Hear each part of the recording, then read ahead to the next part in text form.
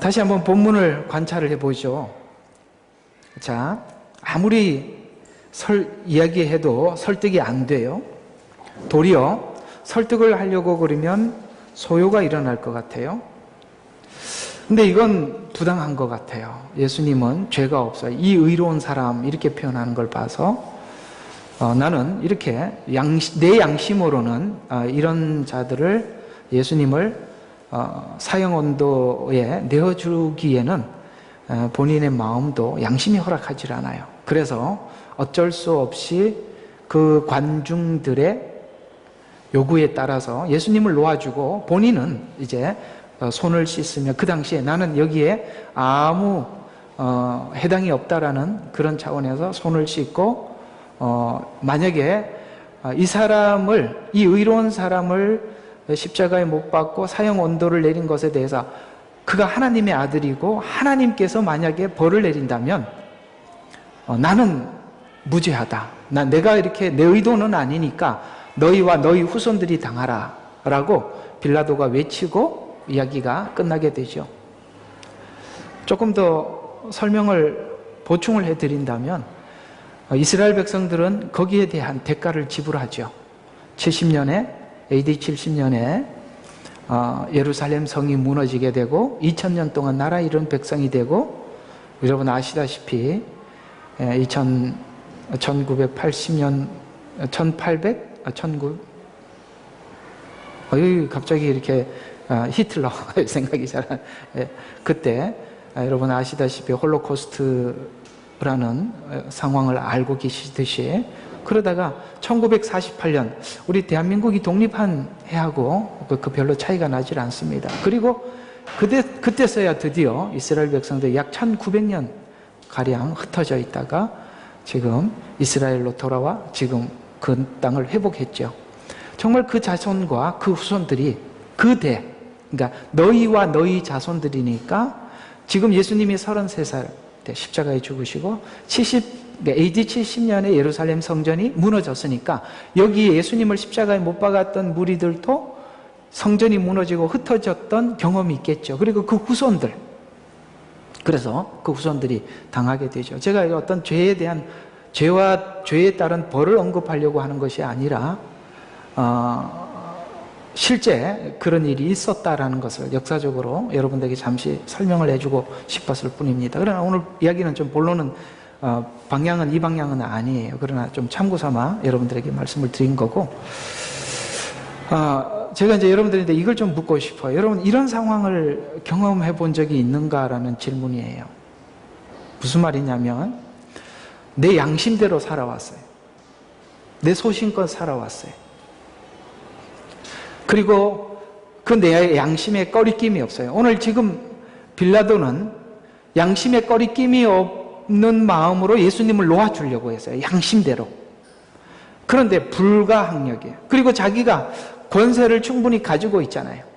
그렇죠? 놓아줄 수 있는 권세도 빌라도에게 있었어요. 두 번째, 놓아줄 수 있는 권세를 이스라엘 백성들에게 기회를 제공했죠. 6월절에 죄수 하나 놓아주는 규례가 있어요. 그러니까 바울이 아니죠. 빌라도도 놓아줄 수 있는 권세가 있었어요. 그러나 그 관중들이 밀란이 일어날 것 같아서 어쩔 수 없이 예수님을 십자가에 못 박으라고 내어주죠. 그리고 그 기회를 군중들에게 다시 줍니다.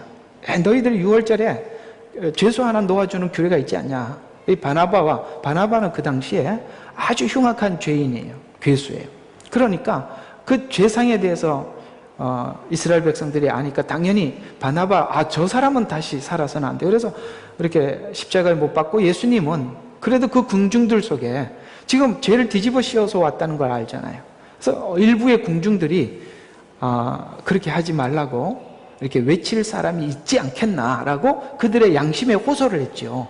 그러나 아무도 여기에 용기 있게 나서는 자가 없었습니다. 왜냐하면 왜 그랬을까요? 그 궁중들이, 성난 궁중들이, 거기 있는 일부의 어떤 사람들, 베드로와 같은 사도들과 같은 사람들이 있다고 할지라도 그런 얘기를 할 수가 없었어요.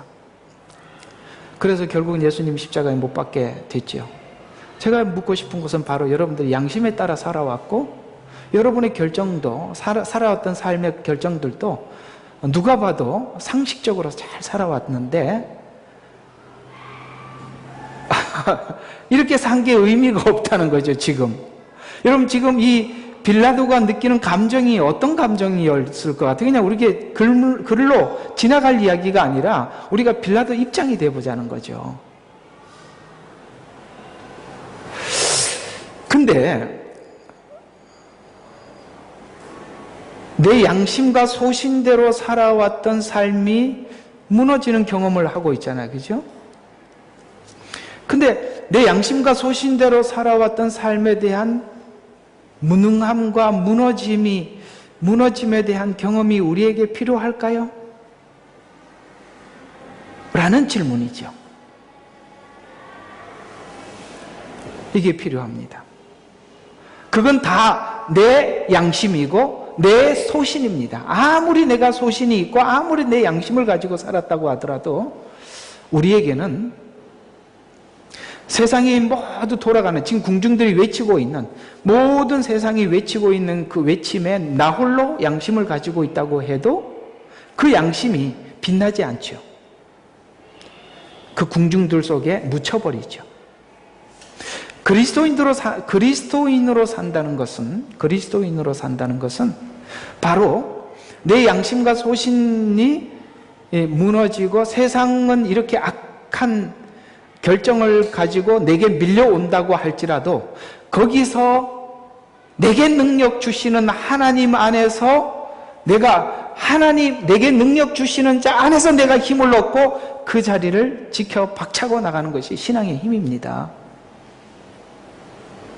만약에 빌라도와 같이 이렇게 소신대로 양심대로 살아왔지만 이것이 무너졌을 때 믿음이 없는 사람들, 어떤 건 뭔가를 붙잡을 것이 없는, 그러니까 신앙이 없는 사람들의 삶은 어떻게 되어갈 것 같습니까? 이 궁중이 무너진 것처럼 본인도 자기도 모르게 그 궁중 속에 무너져 버릴 수도 있고, 거기서 자기를 지키려고 하니 자기는 그 지킬 만한 힘이 없어서 어떤 스스로 자기 삶을, 생애를 포기할 것 같은 그런 생각을 하지 않겠습니까? 그러나 하나님께서는 내가 가지고 있었던 어떤 것들이 무너지는 이 시간들을 우리에게 허락하시고, 그걸 넘은 자만이, 나의 무능함, 나의 한계를 경험한 자만이, 그것은 다 나에게서 나왔던 거구나. 그건 내 양심이고 내 소신이지 하나님의 것이 아니었구나라는 걸 알 때 드디어 뭘 한다고요? 십자가를 붙드는 거예요. 오늘 그 주제가 그 얘기예요. 그래서 십자가만이 그 한계를 넘게 해주는 거예요. 바로 이런 이야기로 여러분들과 함께 이야기를 해보겠습니다. 어쨌든 설교가 생각을 하지 않으면 안 되는 내용이라 여러분들이 머리가 쥐가 나더라도 정신 차려서 함께 들어주시길 바랍니다. 자, 결심과 의지 그리고 양심을 넘어서 우리는 이런 고백을 해야 할 날이 오죠. 내게 능력 주시는 자 안에서 내가 모든 것을 할 수 있습니다. 내게 능력 주시는 자, 내 능력, 내 양심이 아니라 내게 능력 주시는 자, 바로 이것이 신앙의 자리죠.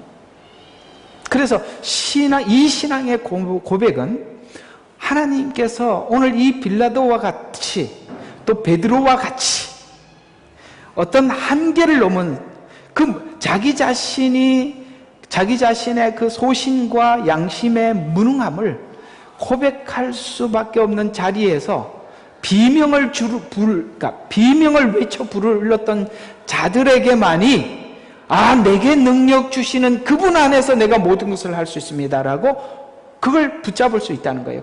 거기 가지 않으면 내게 능력 주시는 자가 다른 용도로 쓰인다 이 말이에요. 거기 가지 않으면 내게 능력 주시는 자가 어떤 용도로 쓰이느냐면 하나님이 내게 뭔가를 주시면 내가 주를 위해서 살 수 있습니다. 그게 뭔가를 달라는 그 뭔가가 뭐죠? 대부분은 돈입니다. 아니요. 내게 능력을 주신다는 것은 내가 이런 상황에서 나를 지키는 힘이에요. 바울이 지금 그렇게 내게 주시는 자라고 표현을 하고 있지, 이걸 하나님께서 물질이나 재정이나 건강이나 이런 말이 아니라 이 말이에요. 그래서 이걸 한계를 넘은 사람들이 성경에 등장합니다. 그 한계를 넘은 사람들의 이야기가 사도행전에 기록되고 있는데, 사도행전의 대부분의 주인공들은 베드로와 바울인데요. 여기에 오늘 빌라도를 끼워서 우리가 함께 생각해 보도록 하겠습니다. 그래서 내가 권고한 사람이라는 외침의 통곡에서 찾은 바로 내게 능력 주시는 자는, 내가 무엇을 행하더라도 내가 할 수 있는 것도, 내가 한 것도 아무것도, 내가 할 수 있는 것도 없습니다. 그 다음에 내가 한 것도 아무것도 없습니다. 그저 순종하였고, 순종하는 것이 최고입니다. 그래서 내가 순종하였고, 순종하는 과정 속에서 하나님께서 내게 능력을 주셨습니다 라는 이것. 그래서 하나님이 저와 여러분을 구원하시고 저와 여러분에게 요구하시는 삶의 방향이 뭐냐? 삶의 방향이 뭐냐?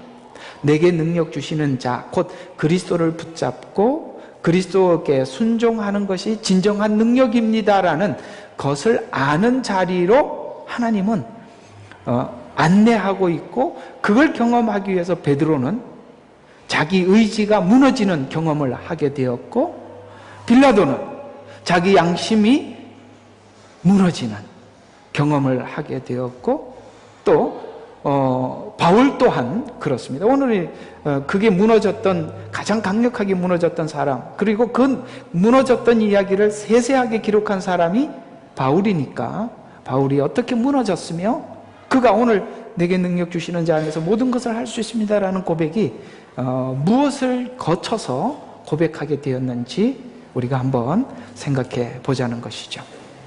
이 자리가, 우리가 내게 능력 주시는 자는 내가 모든 것을 할 수 있습니다. 내가 주님만을 붙잡겠습니다. 내가 주님께 순종하는 것이 진정한 능력입니다 라는 이 고백이 있기까지 많은 사람들은 시편의 비명과 눈물, 고난의 시간 중에 그 계속되는 실패와 경험의 연속을 넘어서 결국 내 인생이, 그렇습니다. 내 인생이 뭐예요? 시냇가에 시편 1편의 이야기처럼 뿌리를 그 시냇가에 내리고 그 하나님의 말씀의 은혜의 양분을 받아서 내가 악인의 꾀를 따르지 않고 죄인의 길에 서지 않고 오만한 자의 자리에 앉지 않고 여호와의 말씀을 내 마음에 두고 그 다음에 그 율법을 주야로 묵상하고 그 말씀대로 살아가는 것이 인생의 최고예요.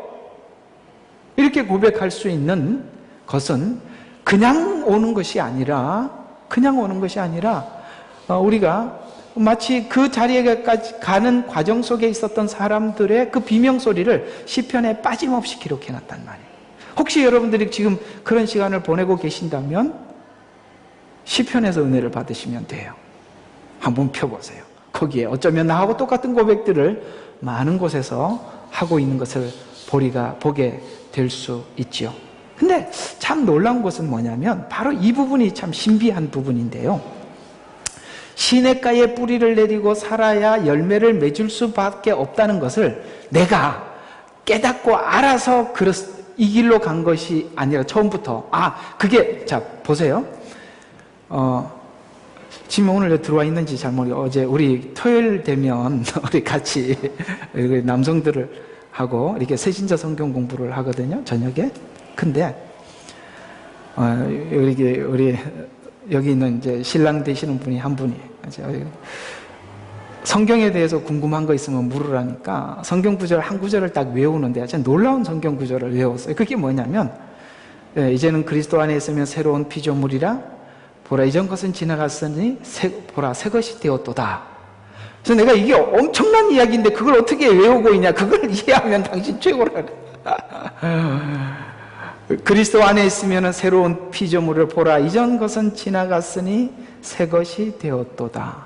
여러분 이게 얼마나 놀라운 신앙 고백인지 아십니까? 그건 우리가 그래서 그걸 어떻게 외우게 되냐, 그러니까 성경 공부를 하는데 제일 먼저 성경 구절이 있어서 외웠대요. 우리는 이 성경 구절을 외울 수는 있지만 이것이 가슴 속에 신앙으로 잡히기까지는 시편이라는 시간 안 보내고는 있을 수 없는 일이거든요. 그래서 좋은 성경 구절이지만 그건 삶이 되기까지는 굉장한 어떤 힘이 작용해야만이 가능한 일이지요. 그런 것 같이 우리가 그리스도 안에 있으면 새로운 피조물이라 보라 새 것이 되었다라는 말이 하나님이 그렇대, 그래서 이제는 그리스도 안에서 살 거야, 하나님 앞에서 나는 새로운 사람이야, 이렇게 고백해서 하나님 제가 순종하겠습니다, 이렇게 되어서 그 순종의 자리로 간 사람은 아무도 없다 이 말이에요. 그럴 수밖에 없어서 갔다 이 말이에요. 누가 자진해서 순종하겠어요? 지금 내 양심이 올바르다고 생각하는데 무슨 하나님의 말씀이 굳이 필요하겠어요? 내 양심이 바른데, 내 결심이 뚜렷한데 무슨 하나님이 또 결심을 줄 필요가 뭐가 있겠어요? 이게 무너져야 된다 이 말이에요. 양심은 사람마다 달라요. 무슨 뜻이냐면 선악과를 따먹고 난 이후에 사람들은 모두가 선악의 기준을 사람이 갖기 시작했어요. 그러다 보니까 양심도 사람들마다 다 달라. 누구는 아주 작은 일에도 너무 심각한 양심의 가책을 느끼는가 하면, 누구는 굉장히 충격적이고 남들에게 아주 못할 짓을 했는데 양심을 조금 가책을 아주 손톱만큼 느끼는 인간도 있다 이 말이에요. 그게 왜 그렇게 달라졌느냐? 사람들마다 양심의 선악의 기준이 달라졌기 때문에 그래요. 아무리 내가 양심을 발휘한다고 하더라도 하나님의 말씀의 선에는 도달할 수 없어요. 그래서 우리는 예수를 믿으면서 대충 믿는 사람들 중에 이런 사람들이 많아요. 내 양심껏 살면 되지 무슨 소리? 여러분 제발 그런 미련한 소리 하지 마세요. 내 양심껏 사는 사람은 교회 안 다니는 사람들도 많아. 그래서 자기 양심껏 산 사람들 중에 교회 안 다니는 사람들은 나를 지옥에 보낼 수는 없다라고 하나님께 딱 아주 그냥 굳게, 하나님 무슨 소리 하십니까? 저는 제 양심에 한 번 꺼리낌 없이 살았습니다. 저 교회 다니는 저 사람은 죄 짓고 회개하고 죄 짓고 하고 나는 저런 짓은 안 합니까? 그게 틀렸다 이 말이에요. 예수 믿으면서도 성경은 몰라, 그냥 양심대로 살면 된다고 생각을 해요. 아니요, 우리는 양심대로 사는 것이야 살려고 부른 것이 아니라 하나님 말씀대로 살려고 하는데, 그러면 양심은 어떤 역할을 하느냐? 하나님의 말씀대로 살지 못한 것에 대해서 조금만 잘못 살아도 양심의 가책을 크게 느끼도록 만들기 위해 양심은, 예수 믿은 이후에 양심은 그렇게 작동하는 거예요. 하나님 말씀에 불순종했을 때 그 불순종이 옛날에는 별로 느낌이 없었는데 지금은 그 불순종이 하나님 앞에 막 어떻게 할 수가 없어, 죄송해서. 이렇게 양심이 바뀐 것이지. 그러면은 양심이 과거에는 하나님 없이 작동을 했잖아요. 근데 지금은 양심이 뭘로 작동하죠? 말씀을 비추어서 내가 했느냐 못했느냐에 따라서 그 양심이 작용이 하는 거예요. 그래서 앞에 뭐가 있어요? 양심이 앞에 있어요? 말씀이 앞에 있어요? 예수 믿고는 말씀이 앞에 있고 양심이 뒤에 따라오죠. 예수 믿기 전에는요, 말씀이 없으니까 양심만 있죠. 아까 말씀드린 거 양심은 천차만별이란 말이죠. 교도소에 있는 사람들의 양심과 예수 믿는 선한 성도들의 양심이 같습니까?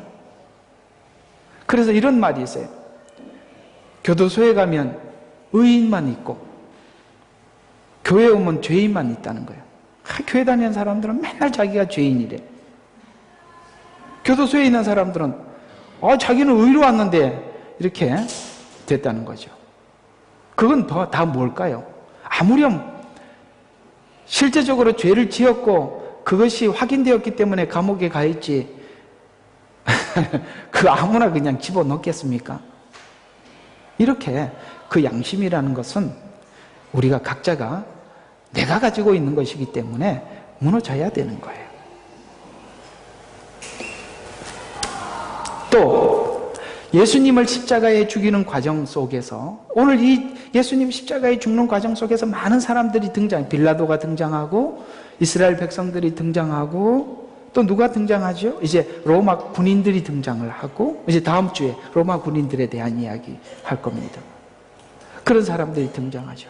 우리는 그저 이 26장, 27장, 28장을 막 감정에 막 사무쳐서 주님 막 이렇게 손수건으로 눈물 좋습니다. 닦으세요. 닦는 건데 실제 여기서 내가 빌라도고 내가 궁중이고 내가 베드로라는 마음으로 보셔야 돼요. 이걸 아셔야 됩니다. 우리는 처음에 이런 생각을 해요. 예수님을 누가 십자가에 못 박았습니까? 라고 물으면 로마 병정들요, 유대인들이요, 이렇게 이야기를 하지만 틀렸습니다. 실제 여기 상황으로는 맞지만 예수님은 자기 스스로 십자가에 못 박히셨습니다. 예수님이 분명히 말씀하셨어요. 나는 나 스스로 십자가에 못 박히신다고 말씀하셨어요. 이게 무슨 말일까요? 무능력하고 능력이 없어서 힘이 없어서 잡혀 죽은 것이 아니라 그 마음대로 자기를 오해하고 배신하고 채찍질하고 십자가에 못 박는 이 사람들에게 자기를 허락한 거죠. 왜 허락했을까요? 오늘 저와 여러분의 구원을 위해서 예수님은 그 상황을 허락했을 뿐이지 그 상황과 위기를 극복할 만한 능력이 없어서 그렇게 한 것은 아니에요. 그러나 우리가 처음에 예수를 믿다가 보면 처음에는 어떤 생각이 드느냐면 마치 여기 로마 병정이 나갔고 그 다음에 유대인들이 나갔고 종교 지도자들이 나 같은 생각이 드는 건 맞습니다. 그러나 이것은 결국은 봤을 때 하나님이 나를 위해서 로마 병정들이 마음껏 하고 유대인들이 마음껏 하는 것에 대해서 예수님은 자기를 허락해버렸죠. 이걸 허락하지 않았더라면 오늘날 교회가 세워질 수도 없었으며 하나님의 말씀이 이루어지지도 않았을 것이고 저와 여러분은 구원 밖에 있었을 것입니다. 저와 여러분을 구원하기 위해 예수님은 이렇게 사람들이 마음껏 하는 것에 제물이 되었죠. 근데 오늘 여기 베드로를 보면 이제 예수님이 죽는 과정에서 자기가 결단을 합니다. 어떻게 결단합니까? 결코 이런 일이 일어나지 않을 겁니다. 제가 막아보겠습니다. 그런데 결단이 뭘로 끝났죠? 네가 저 사람하고 같이 다니지 않았어? 그랬더니 아니 무슨 소리야? 세 번째는 저주하며 부인했죠. 자, 그래서 저는 그렇게 생각합니다. 여러분, 우리가 양심을 따라 신앙생활하는 거 해보세요. 결심을 해보세요. 그러나 결심도 그 다음에 내 소신에 따라 내 양심껏 신앙생활하는 것도 무너지셔야 돼요. 우리가 신앙 초창기에 성숙하는 과정 속에 나타나는 증세들이에요. 그러나 내게 능력 주시는 자 안에서 내가 모든 것을 할 수 있다라는 내게 능력 주시는 하나님을 붙들 때 진짜 우리 신앙생활이 정상 궤도에 올라가는 거예요. 바로 그걸 붙드는 과정에 이런 고통스러운 시간이 지나가고 있지요. 잠깐만요. 뭐가 막 소리가 나는데 잘 안 되네. 자, 그래서 오늘은 이렇게 확실하게 변화된 경험이 있었던 바울을 중심으로 우리가 한번 생각해 보도록 하겠습니다. 자, 십자가 사건으로 무엇이 주를 믿는 성도들에게 어떻게 변했는지 한계를 넘었던 사람들을 보는데, 자, 소신과 양심을 가지고 살았던 예수님의 살았던 삶이 예수님을 핍박하고 있었다라고 예수님은 평가하고 있다는 거예요. 참 놀랍죠. 자기 소신과, 자, 이게 바울의 회심에 대한 이야기 중에 사도행전 9장 1절과 5절의 말씀인데요. 잠깐만요. 이게 뭐 소리가 계속 나는데 이게 음소거가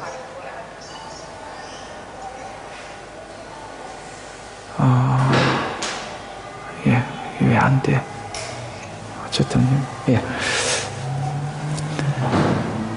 여기 보면 사울이 여전히 주의 제자들에 대하여 위협과 살기를 내뿜으며 대제사장에게 가서 다마스커스의 여러 회당에 보낼 서신을 청하니 이는 그가 이 도에 속한 자를 보면 남자든지 여자든지 잡아서 예루살렘으로 데려오려 함이더라. 그가 길을 떠나 다마스커스에 가까이 왔을 때 갑자기 하늘에 한 줄기 빛이 그를 둘러 비추는지라. 그가 땅에 엎드려 그에게 말하는 음성을 들으니 사울아 사울아, 잘 봐요, 내가 왜 나를 핍박하느냐 박해하느냐고 하시더라. 그러자 그가 말하기를 주여 당신은 누구시니까? 라고 하니 주께서 말씀하시기를 나는 내가 박해하는 예수라. 가시채를 걷어차는 것이 내게 고통이니라 하더라. 18절에 보니까 그의 눈에서 비닐 같은 것이 떨어지면서 곧 보게 된지라. 그가 일어나 침례를 받더라. 무슨 말일까요?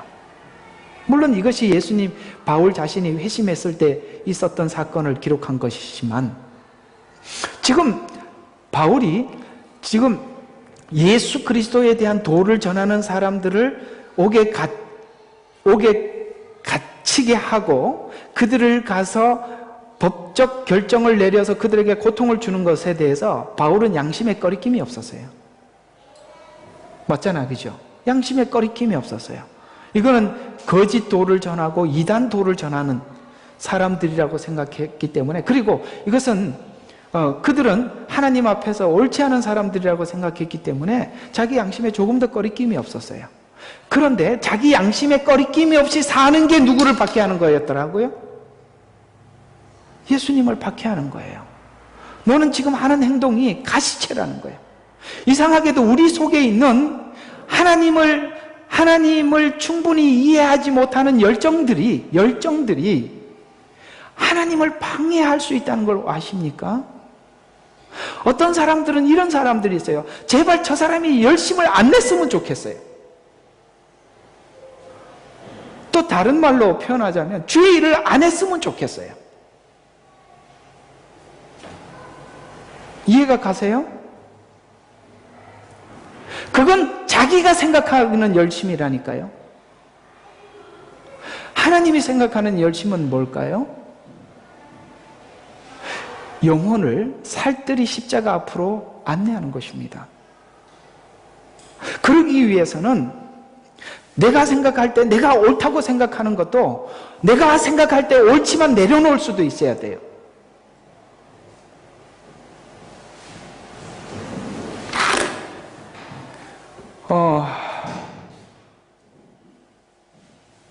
그걸 여러분들이 엄마가 되면 느끼는 것 중에 하나가 뭐냐면, 애들이 항상 누구하고 많이 싸우냐면 자녀들이 둘이 있거나 셋이 있으면 저거끼리 이게 표준어는 아닌 것 같아요. 자기들끼리 싸워. 그 싸우면 꼭 엄마한테 와서 일러줘요. 그죠? 그러면 여러분 그때 어떤 행동을 취하셨어요? 우리는 대체적으로 큰 놈을 보고 뭐라 그러죠? 이놈은 큰 놈이 참아야지. 동생인데 그렇게 한다고? 그러면 큰 놈은 항상 억울하죠. 그래도 큰 놈으로서 동생을 챙긴다고 챙겼는데 이놈이 조금 뭐가 틀어진 걸 엄마한테 일러줬는데 엄마는 동생 이야기 듣고 혼내죠. 자꾸 그러다 보면 뭘 느끼냐면 큰애가 걱정이 되죠. 생각을 해봐. 맞잖아, 그죠? 큰애가 걱정이 되잖아요. 그러면 우리 어른들이, 여러분들이 생각을 하게 되죠. 부모님은 무슨 생각을 하게 되냐면 이렇게 하면은 하나는 살리고 하나는 죽이는구나. 이렇게 하면 안 되겠구나. 그럼 나중에는 결국에는 세월이 지나면 어떤 입장이 되는지 아세요? 이제 그것도 부모가 철이 들은 가정인데, 철이 들면 애매한 입장을 가지게 돼요. 동생이 와서 투덜투덜 그러면은 형 뭐라 그래요? 형 잘못했다고 그래요. 형이 와서 그러면 동생 뭐라 그러면 동생을 나무라요. 둘 다 나무라 줄 수밖에 없어요. 그래야 둘 다 살리죠. 집에 가서 말을 맞춰보거든요. 엄마가 형 잘못했대. 그러니까 동생은 아니야, 형이 잘못했대. 그럼 이거 지금 엄마가 누구 편이지? 이런 생각이 들어요. 무슨 말이냐면 편을 들면 한 사람은 죽이는 거예요. 편을 들면. 그게 바로 리더예요. 그게 리더예요. 사람을 살리려면, 왜냐하면 누군가가 잘했다 잘못했다 분쟁이 있을 때 한쪽 편을 들면 그 교회는 서로 살자라 상생이 되는 것이 아니라 갈라치기 하는 거예요. 제가 이렇게 목회를 하다가 성도들인데 그런 요구를 받을 때가 많아요. 저런 행동을 왜 그냥 두십니까? 여러분, 한번 여러분들이 여기서 한번 해봐. 그냥 안 두면 어쩔 건데. 그럼 내쳐요? 여러분, 내치는 건 최후의 수단이에요. 기다려줄 수 있어야죠. 물론 저 사람이 잘못했죠. 그 잘못한 걸 가지고 끄집어 들어 올린들 지금 무슨 해결책이 생기겠어요? 기다려줘야 돼요. 우리는 교회 안에 욥도 있고 욥의 새 친구도 있다는 걸 인정해야 돼요. 말도 안 되는 걸로 권면하는 욥의 친구들, 봐, 틀렸잖아.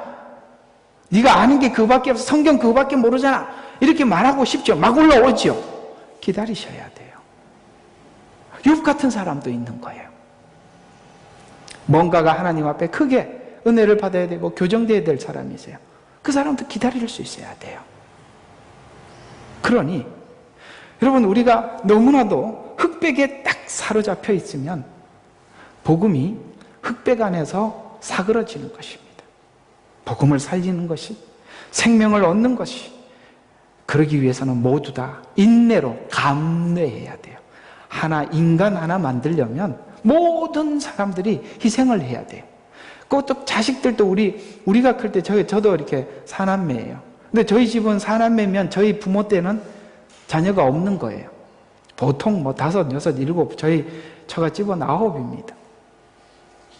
근데 꼭 보면은 셋이 있어도 하나는 또 이상한 놈이 하나 나오죠. 그죠? 이상한 사람이. 나오면 온 식구들이 그 이상한 애 하나 만들려고 다 희생할. 왜 안 내치지요? 그게 사랑이에요. 바로 이런 거. 이런 부분들이 우리가 정리가 돼요. 하나님 관점에서 우리가 우리 양심을 지키고 우리 신념을 지키고 우리 결심을 지킨다는 것이 뭐냐? 단순히 붙잡고 틀린 거 맞은 거 2개를 딱 붙잡고 이거 맞았어, 이거 틀렸어, 이거 2개만 보는 것이 아니라 내 신앙은 그렇게 하나님 앞에 지키더라도 상대를 대할 때 내가 가지고 있는 이렇게 2가지를 굳게 지키는 걸 가지고 남한테 적용시키지 말란 말이에요. 그건 나만 적용시키면 돼. 그래서 이렇게 살면 돼요. 나는 나에게 냉정하게, 남에게는 관용을, 그러니까 있는 관용을 다 내놓을 수 있어야 돼요. 아시겠습니까? 내 속에 있는 이 강함을 다른 사람들에게 내보이는 순간 우리 모든 관계는 다 파괴되는 거예요. 오늘 예수님은 말도 안 되는 사람들, 말도 안 되는 예수님 앞에 하는 행동들에 대해서 예수님은 견디신다고요. 왜 견디시고 있는 중일까요? 이들이 이 상황이 무슨 상황이었는지 베드로가 사도행전에서 설교할 때 드디어 자기가 무슨 짓을 했는지 알게 됩니다. 또 이걸 견디고 있는 것은 바로 주님은 우리에게 무슨 교육을 시키고 있을까요? 우리 모두에게, 얘들아, 이걸 견디지 않으면 사람을 회복시킬 수 없다. 사람을 생명을 줄 수가 없다. 예수님은 지금 당장 12영이나 되는 군단의 천사들을 보내서 해결할 수 있어요. 다 몇 명의 천사가 몇만 명의 군대들을 전멸시킬 만한 능력이 있어요. 예수님이 힘이 없어서 이 상황을 이렇게 하는 게 아니라 이 말이에요. 이 방법만이 사람을 살릴 수 있기에 그렇습니다. 여러분들도 이것이 여러분의 신앙의 기준이요 방향이 되기를 주 이름으로 바로 이것을 소원하며 하나님 앞에 구하시기를 부탁을 드립니다. 그래서 오늘 이 바울의 이런 모습을 통해서 구원이 무엇인지 근본적인 것을 알게 하는데, 사울이란 청년은 자기 신념과 양심에 따라 살았던 자이지만 예수님은 그를 구원하기 위해서 나타나셨어요. 바울은 지금까지 자기 신념이 틀렸다고 생각하지도 않았고 또 얼마나 본인이 능력이 출중한지 남에게 도움도 요청하지 않았어요. 자기 신념과 양심이 완전하다고 믿고 살았던 바울은 자기의 무지함과 무능함에 대해서 인식하지 못했어요. 뿐만 아니라 그렇게 완벽하면 본인이 죄인인 것도 인정하지 못해요. 도리어 자신의 신념과 양심이 예수님을 박해하고 있다는 생각은 전혀 할 수가 없었어요. 자신의 신념과 양심이 무너지는 경험, 그 경험을 했을 때 외쳤던 외침이 나는 곤고한 자입니다. 그 자리에서 드디어 예수님을 만나기 시작한 것입니다. 모르겠습니다. 여러분에게도 이런 것들이 무너졌던 경험이 있는지 몰라도 제게도 있었습니다. 철저하고 완벽하고 틀림없는 사람일수록 더 이것이 무너지는 것이 처절할 것이에요.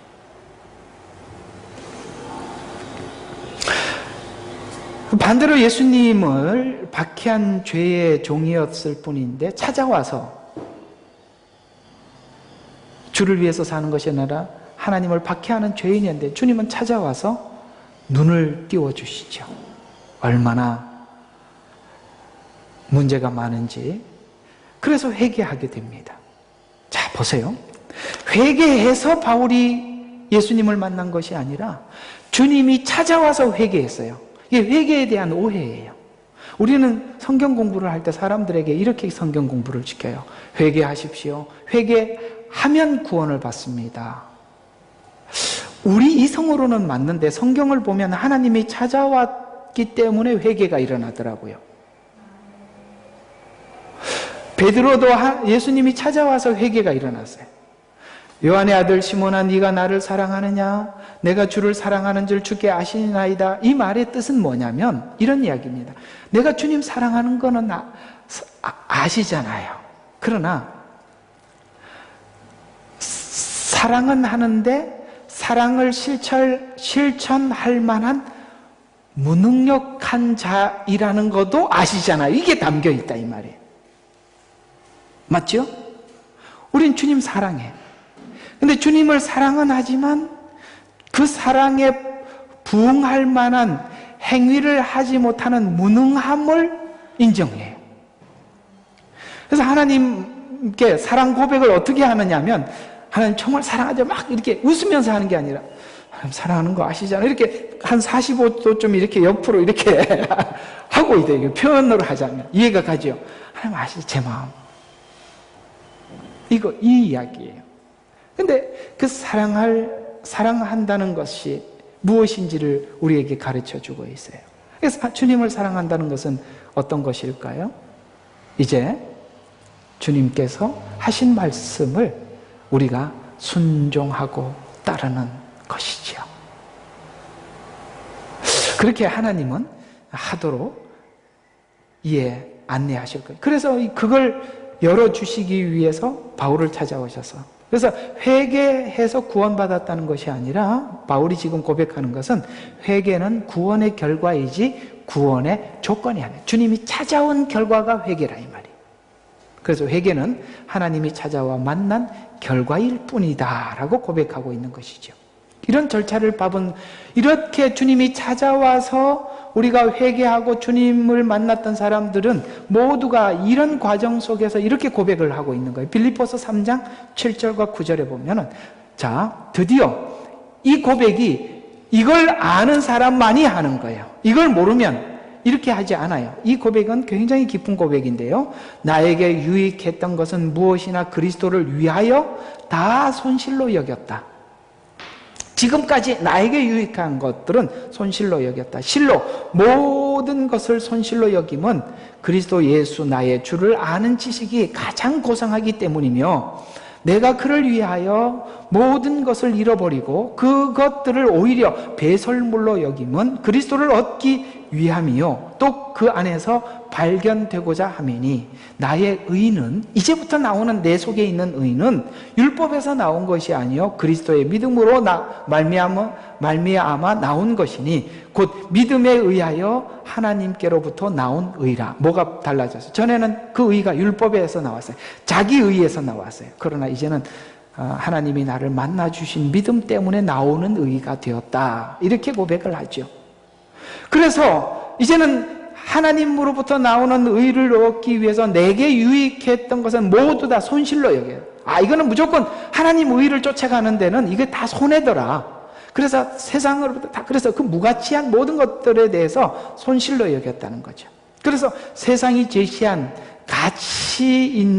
가치들은 모두가 가치 없다는 것을 깨닫게 되는데, 세상은 우리를 속여서 세상에 이것이 가치 있다고 막 세상의 가치를 우리에게 줘서 이걸 쫓아가게 하는 바람에 하나님의 것을 쫓아가지 못하도록 막았더라는 걸 알게 된 거예요.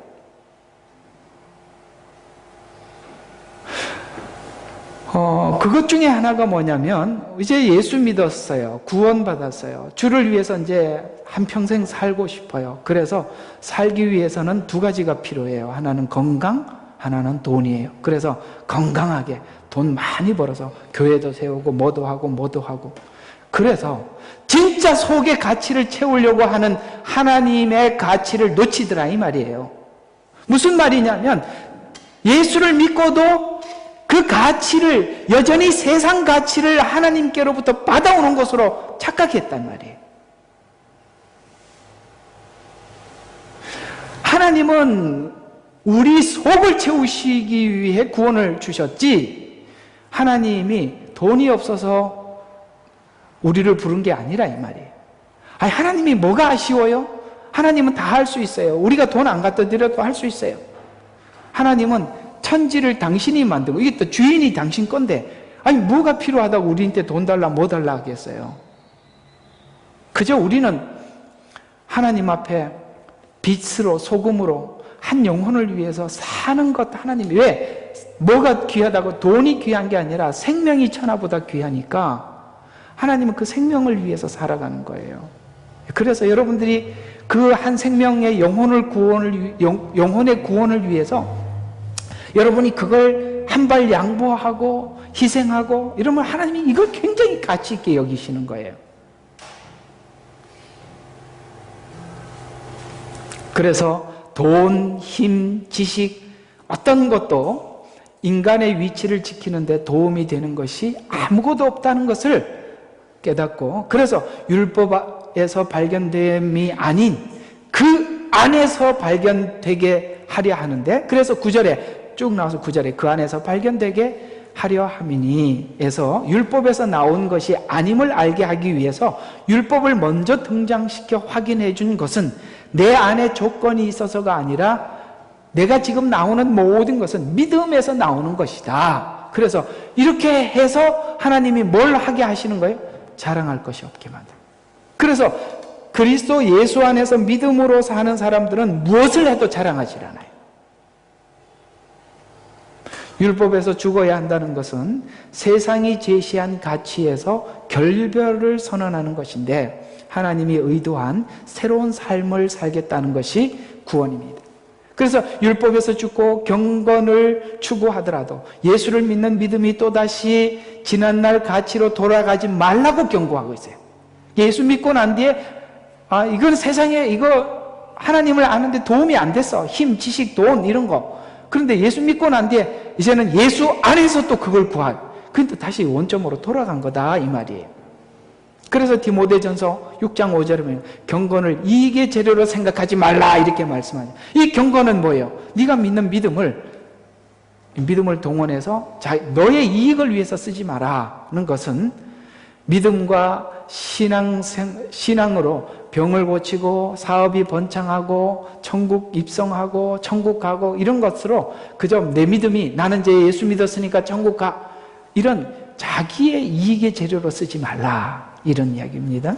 또 참다운 가치가 아니기 때문에 인간이 인간답기 위해서는 병이 치유되고 사업이 번창하고 천국 입성하고 이런 내용은 성화에 아무런 영향을 끼치지 못하기 때문에. 여러분, 이 말 공감하십니까? 난 예수 믿고 천국은 가는 건 확실해. 나는 확신해. 그것만 확신하는 사람들의 삶이 그리스도 안에서 변화되었습니까? 천국 가는 것 이외에는 아무것도 없다니까요. 그리스도의 십자가만이 바로 나의 성화에 영향을 끼치기 때문입니다. 그래서 신학의 덕목에서 겸손, 온유, 사랑 같은 도덕적 덕목이 내 신앙이 이렇게 고귀합니다 라고 나타내는 것이 아니라 자기 꼴을 보는 거예요. 자기의 형편을 보는 거예요. 자기 꼴을 보고 정직한 고백. 하나님, 나는 무능합니다. 나는 죄인 중에 괴수입니다. 이런 고백들이 나를 겸손하게 하고 온유하게 하고 사랑이라는 덕목을 만들어낼 뿐입니다. 그래서 진짜 은혜는 내가 죄인이라는 걸 깊이 알고 그 죄인이라는 걸 알면서 하나님 앞에 가슴을 치고 통곡하고 회개한 만큼 우리는 달라지는 거예요.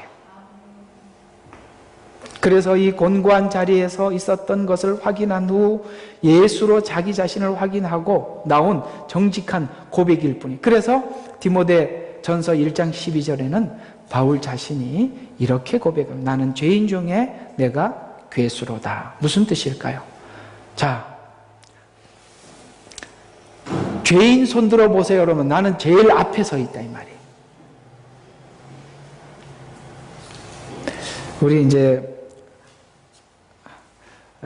저도 이렇게 설교 중에 성경 구절을 안 하고 자꾸 예화를 드는 거 보니까 나이가 들어가나 이런 생각이 들기도 하는데 하지 안 하려고 하는데도 요즘은 자꾸 이런 얘기를 하게 되는데 이거 원래 그 나이가 들면은 말이 많아진다 그러는데 이 지금 그런 증세인가 이런 생각이 들긴 하는데 무슨 말이냐면 제가 우리 주일학교 어린이들을 모아놓고 우리 사모님이 이제 이야기하는 거예요.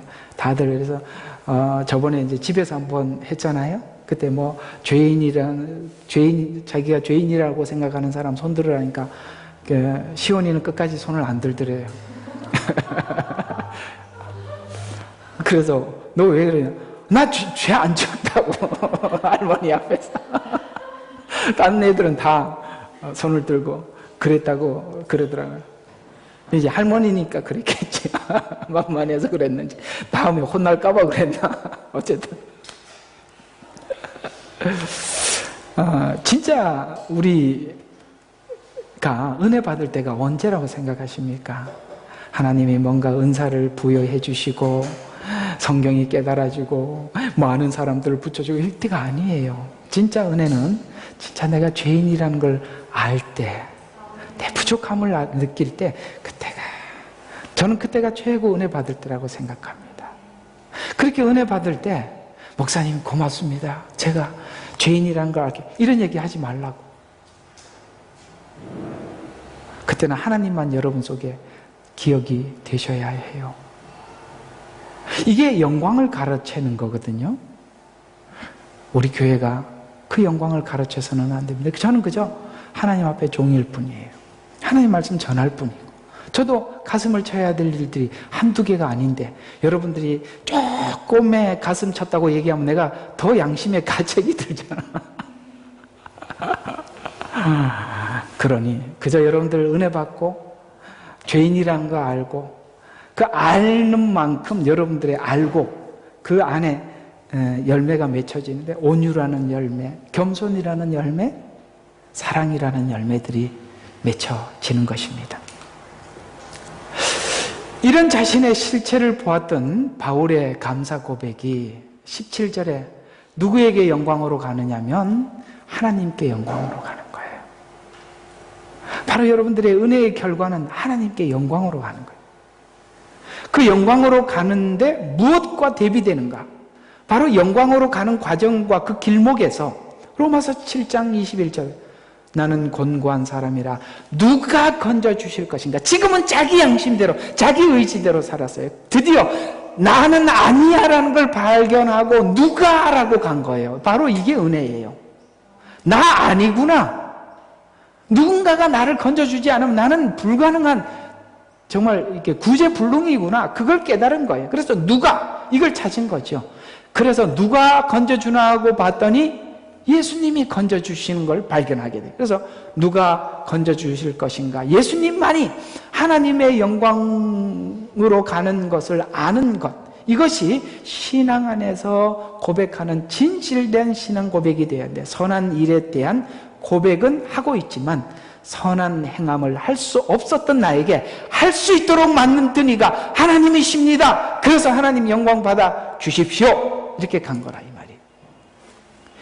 그것이 해결되었을 때, 이 모든 것이 이렇게 내가 그리스도 안에 있구나, 드디어 내가 예수 안에 있구나라는 걸 발견한 사람들이 로마서 8장이 적용이 되는 거예요.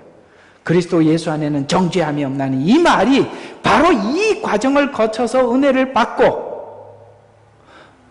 하나님을 붙잡았을 때 자유하는 거예요.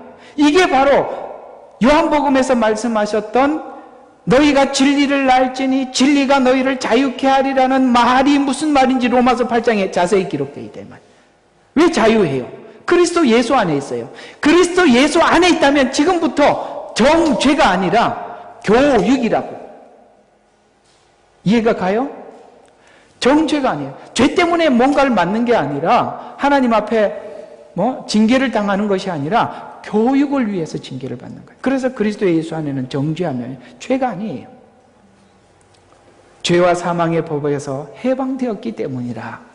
이 상태에서 이제 4절에 이는 율법의 의가 우리 안에서 이루어지게 하려 함이라. 드디어 이제는 율법이 말하는 그것을 이제는 내가 억지로 따르는 것이 아니라 이 마음속에 완전히 깊이 수용해서 순종하니까, 그래서 율법의 의가 우리 속에서 이루어져요.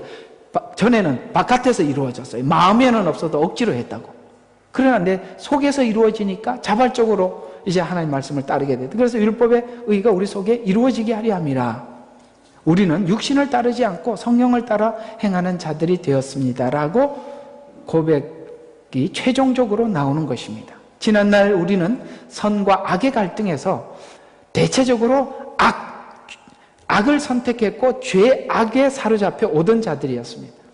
예수님이 우리 안에 들어와서 죄와 성령의 법 안에서 성령의 법이 늘 이기게 되도록 만드시고 된 것은, 또 되어가는 것은 바로 십자가가 우리 속에서 한 일의 결과입니다. 그러나 우리 속에 갈등은 여전합니다. 맞죠? 갈등은 여전해요. 그러나 갈등에서 실패하면 하나님이 나를 이제 쳐다보지 않겠구나, 이런 생각을 하는 것이 아니라 우리 속에서 이런 말을 하죠. 거봐, 내 말 들으라 했잖아. 순종하라 그랬잖아. 이걸 배우죠. 아시겠습니까? 실패는 하나님 앞으로부터 버림이 아니라 하나의 교육으로 남아있게 되는 거다 이 말. 그래서 본문에서 본 예수님의 삶과 결정을 바라보면서 예수님이 결정하시며 살았던 삶을 따르고 배우는 것이 성도된 존재요 현실입니다. 동일한 갈등은 있지만 그러나 우리는 이 사망의 몸 같은 절망에서 결국 건짐을 받는 것입니다. 아무도 자기 실력에서 이 사망에서 나올 자가 아무도 없어요.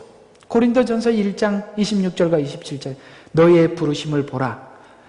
부르심을 받은 자들은 육신을 따라 지혜로운 자가, 여러분 지혜롭기 때문에 그리스도께 순종하고 따라가는데 방해가 되는 거예요. 내 지혜 때문에. 그래서 대체적으로 우리가 변해가는 모습을 볼 때 내 지혜가 있었던 사람도 없어지고, 근데 없었던 사람은 빠르게 진행이 됩니다. 알아듣는 거 보니까 열심히 잘 듣고 있었네요. 이 말도 못 알아들을 줄 알았습니다. 우리 한번 주변을 옆 사람 봐요. 지혜로운가 안 지혜로운가. 그래서 안 지혜롭죠. 저도 안 지혜롭죠. 그러니까 안 지혜로우니까 빨리 숙어져요. 그러니까 쉽게 말해서 자녀들도 고집이 센 놈은 오래 걸려. 근데 내 지혜가 하나님의 지혜를 받아들이는데 방해가 된다. 그러니까 안 지혜로우니까 하나님이 쉽게 넣어줄 수 있어요. 그래서 너희 부르심을 봐라. 지혜로운 사람이 많지 않고. 자, 권력이, 돈 많으면 이게 주님 따르는데 도움이 돼요? 방해가 돼요? 권력이 없어. 권력이 없으니까 힘 있는 주님을 구할 수밖에 없어요. 가문이 좋은 자에 태어나지도 않아. 이게요, 참 그럽디다. 가문의 내력이 있어요. 그 가문이 아주 그 명가일수록 참 예수 믿는 게 쉽질 않아요. 그 얘기인데 넘어갑시다. 그래서 많지 아니하니라. 세상의 어리석은 것들을 택하심은 지혜로운 자들로 부끄럽게 하랴. 그래서 미련한 사람들을 불러서 하나님의 지혜를 집어넣어서 세상의 지혜로운 사람보다 우리를 더 지혜롭게 만들어서 그러니까 이 베드로를 하나님이 선택한 이유가 그래요. 막 설교를 너무 잘해. 그러니까 쟤 원래 학문이 없었던데 이게 어디서 나온 거야. 이렇게 해서 사람들이, 지혜로운 사람들을 부끄럽게 하는 거야. 그때 제사장들이나 종교인들이 얼마나 성경에 대해서 박시겠습니까? 그런데 베드로의 말을 따라갈 수가 없어요. 그래서 하나님의 지혜를 가지면 세상에 아무리 지혜로운 사람보다 더 지혜로워요. 그래서 여러분 이거 아세요? 천문학이나 그 다음에 법학자들이나 세상에 있는 모든 학문은 성경에서부터 나옵니다. 천문학도요, 성경을 모르면요, 천문학을 공부를 할 수가 없어요. 법의 기초가 뭔지 아십니까? 십계명이에요. 그래서 필연적으로 법학자들은 공부를 할 때 모세오경을 반드시 공부를 해야 돼요. 왜냐하면 모든 법의 기초법이에요. 뿐만 아니라 성경에 나오는 모든 것들이 지혜의 근본이에요. 그래서 성경을 알면, 그러니까 박사 위에 목사예요. 아무리 자기들이 알아도요, 아폴로 11호가 우주선을 쏘아 올리려고 그랬는데 시간이 맞지를 않아. 지구가 지금 연대기에 대해서 정확한 날짜가 필요했어요. 찾을 수가 없어. 계속 계산해도 틀려. 나중에 성경에서 답을 찾았어요. 아멜렉하고 싸울 때 여호수아 때 하나님이 해를 사도 물러가게 멈추었죠. 히스기야가 기도할 때 하나님이 해를 사도 물렸죠. 그 시간에 오차를 맞춰보니까 정확히 나오더라는 거예요. 무슨 뜻이냐면 세상에 있는 천문학도 성경을 모르면 몰라요. 그런데 지구가 둥글다는 이야기가 욥기에서 나와요. 욥기가 성경에서 가장 오래된 책이거든요. 근데 욥기에서는 뭐라고 나오느냐면 하나님이 지구를 공중에 매달았대. 시니까 그렇게 표현한 거예요. 매달아놨대, 공중에. 그게 누가 그래? 우리가 지구가 떠 있다. 말도 안 되는 거예요. 나중에 지구가 둥글다는 걸 알고 지구가 떠 있다는 걸 알고 욥기에 보니까 이미 있었네 이렇게 된 거예요. 아시겠습니까? 과학은 성경을 증명하는 거예요. 그러니 세상에 아무리 지혜로운 사람도 뭡니까? 하나님의 지혜보다는 밑에 지혜라 이 말이에요.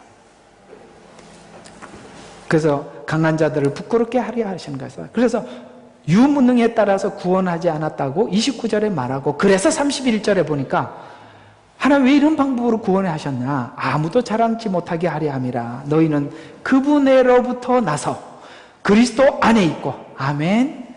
이게 중요한 게, 우리는 그분이 찾아와서 만나서 구원받았어요. 그래서 그분으로부터 와서 그리스도 안에 있고, 주께서는 하나님으로부터 나와서 우리에게 지혜와 의와 거룩과 구속이 되었다. 이 네 가지가 예수님 만나서 다 얻어졌다는 거예요. 지혜도 의도 거룩도 구속도. 그래서 예수님이 우리의 지혜와 의도 거룩도 구원도 다 예수님이 주신 거니까 우리는 자랑할 것이 없게 한 것이 구원이다 이 말. 그래서 믿은 후 처음 싸웠던 것은 더러움을 피하는 일이에요. 우리는 처음 믿었을 때 하나님 기뻐하지 않으니까 피하고 이렇게 밖에 못했지만, 하나님이 이제는 우리 속에 거룩을 집어넣어서, 아시겠습니까? 의의 싸움이 되었다. 그래서 처음에는 곤고한 사람이라는 말밖에 하지 못했지만 우리가 성숙하고 자라면서 의와 진리의 부름을 받아 약속을 받음을 알면 지금 나의 잘되는 싸움에 실패하는 것이지 패망을 이루는 것은 아니다. 그러므로 여러분들에게 이런 모든 일들은 잘 되기 위해서 하나님이 허락하신 일들이라고 믿으시라 이 말이에요. 사랑하는 여러분, 여기서는 꼭 아멘을 해 주십시오. 잘 되는 일을 위해서 내 인생에 이런 형편을 주셨다라고 믿으셔야지, 나는 딴 사람보다 지질이 더 복이 없어서 뭐 이렇게 인생을 비관하지 말라 이 말이에요. 그건 세상 사람들이 하는 생각이에요. 여러분, 그렇게 살면요, 죽을 때까지 만족할 게 없어요. 안 그래요? 돌이켜 생각해보면 우리 예수 믿기 전에 저도 그런 생각 많이 했어요. 참, 나는 이게 뭐 이렇게 학교 가서 비교를 해보면, 도시락 비교해봐도 나는 이렇게 못 사는 집에서, 쟤는 뚜껑 열면 5가지 반찬, 맨날 김치. 우리 집안에 이렇게 비만 오면 왜 이렇게 우산은 없어? 이게 뭐 학교 가면은 그냥 참, 옷 마르면 또 집에 가면 또 비가 와요. 그러니까 윗집에 비 올 때 우산 빌리러, 세상에 우산은 비 올 때 쓰려고 놔뒀는데 윗집에 우산 빌리러, 이게 또 우리는 또 이렇게 터미널에 그 버스 타는 데가 왜 이렇게 멀어? 저는 걸어서 40분 가야 시내버스가 다녔다고요. 그때 비도 와요. 학교 안 갈 수도 없잖아요. 얼마나 원망하겠어요. 막 비 맞을 때마다 화가 나는 거예요. 우리가 이렇게 살기 시작하면, 근데 그렇게 살아서 멋있어졌잖아요. 저는요, 그렇게 살았던 삶 때문에 하나님을 간절히 찾았어요. 누구보다. 누구보다 이렇게 좀 편하지 않는 부모님을 모셨기 때문에. 또 어머님은 아니고 저 아버님이 참 제가 생각해요. 참 그래요. 어쨌든 고마워요. 지금 생각해보면. 그래서 저는 정말 하나님을 찾을 수밖에 없었어요. 너무 간절히 찾았어요. 절박했거든요. 누구보다 빨리 만났어요. 더 깊이. 그리고 이 메시지들이 가슴에 팍팍 왔어요. 여러분들의 그 어렵고 고민되는 삶이 하나님의 말씀을 들을 수 있는 귀를 열어주셨다는 거예요. 안 그러면 안 듣지요. 저는 아마 공무원들이 많은 교회 담임으로 가면은 1년 안에 쫓겨날걸요. 매일 뭐 십자가 져라, 뭐 자기를 부인해라. 지금 세상 잘 돌아가고 있는데 뭔 소리 하냐고. 주님이 내일 모레 오실 줄 모른다. 이러면 뭐 주를 위해서 지금 뭐 쌓아두지 마라 그러면 화가 막 나서, 목사님 딴 데 가서 하세요. 저희 교회는. 이런 소리 들을걸요. 근데 여러분들이 그 어려운 형편들이 얼마나 주를 간절히 찾게 만들으셨어요. 감사하잖아요.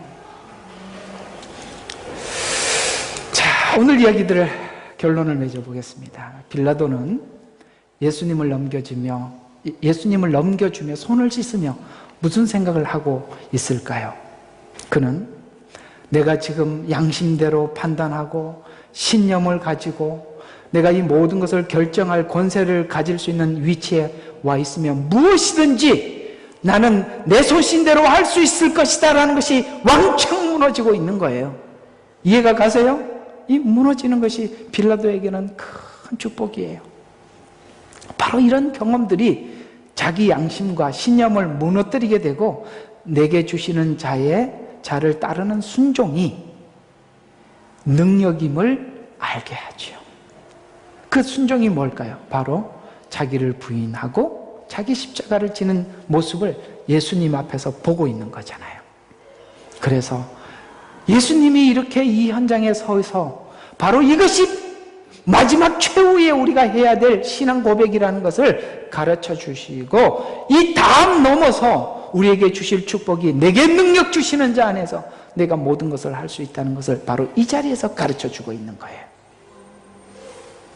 지혜와 의와 구속이 가만히 보니까 내 지혜 속에 있는 것이 아니라 예수님 안에 전부 있더라. 이걸 배우고 세상에 예수 믿고 주님께 순종하는 것이 최고더라. 이걸 배우고 있는 거예요. 이걸 하나님이 우리 모두에게 열어주고 있고 가르쳐주고 있는 과정 속에 비명을 지르고 있는데, 이 비명 소리가 아름다운 찬양입니다. 기도하겠습니다. 아버지, 고맙습니다.